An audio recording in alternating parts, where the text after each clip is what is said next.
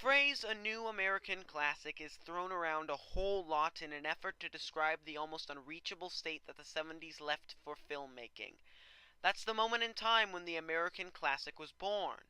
The time after the golden age when the glamour of the studio system only butted heads with what could be put on screen. The time when Americans needed new revolutionaries to come in and make them films that had to do with the actual world that they lived in or allowed them to escape that world. Films like Taxi Driver, Star Wars, and The French Connection all needed to happen, and that's what might just constitute a classic. Is this film necessary? Does it give us something that is desperately needed, even if that something is just exciting action? Jackie is a necessary work. Jackie is a work of unprecedented mastery.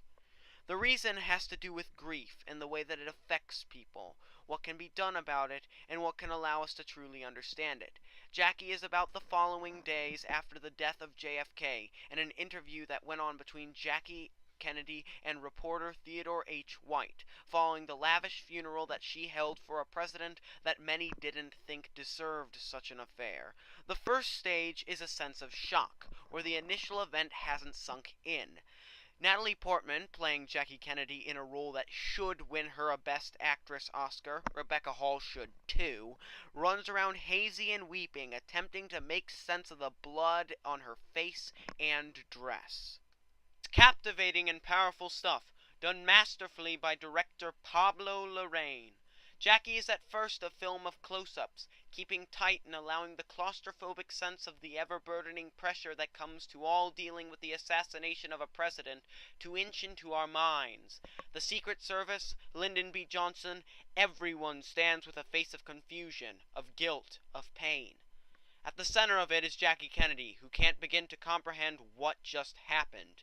Neither can we as an audience. As the film lays its base, it's incredibly frustrating, but intentionally so. It pushes the feeling of the characters into the audience through tight close-ups that forces all actors on deck into somewhat of an endurance test of acting. The spell that the film casts is calculated, and Larraín never lets you out of his hands. Then the film backs out a bit, giving us almost a second stage where the crushing sense of all of it comes crashing down.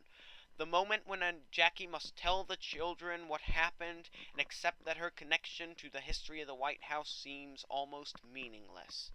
The frame widens as more well-recreated characters, such as Peter Sarsgaard as Bobby Kennedy, start to occupy the film, and the coldness of the big, empty house around Jackie becomes apparent. A great thing about Jackie's second act is that it understands that at moments of great shock and great grief, one can find themselves thinking about the simplest of things. What that thing is, you couldn't get me to spoil, but it's shockingly realistic. The final so-called stage has to do with the acceptance of all of this, mainly through the efforts of the cinematography. The camera finds itself occupying almost a duet of the first two acts' distinct camera work, as cinematographer Stephanie Fontaine channels Emmanuel Lubezki's work for Terrence Malick. The close-ups are still claustrophobic and cutting, and the wider shots still accentuate the coldness of all this, but as the importance of the administration, the legacy, the things that comfort Jackie come to the surface, the styles start to excitingly flow together. The film in all of its glory solidifies, and one finds themselves transported through the non-linear, dreamy, and poetic imagery into the world of Jackie Kennedy, as the film punctuates its ending with a glorious feeling of euphoria, as hope and understanding once again punctuate the former First Lady's life. Now, none of this would work if the screenwriting, Noah Oppenheim of Allegiant and the Maze Runner, what the hell, and Larraín's direction was not on point. The actors aren't the only ones on an endurance test here.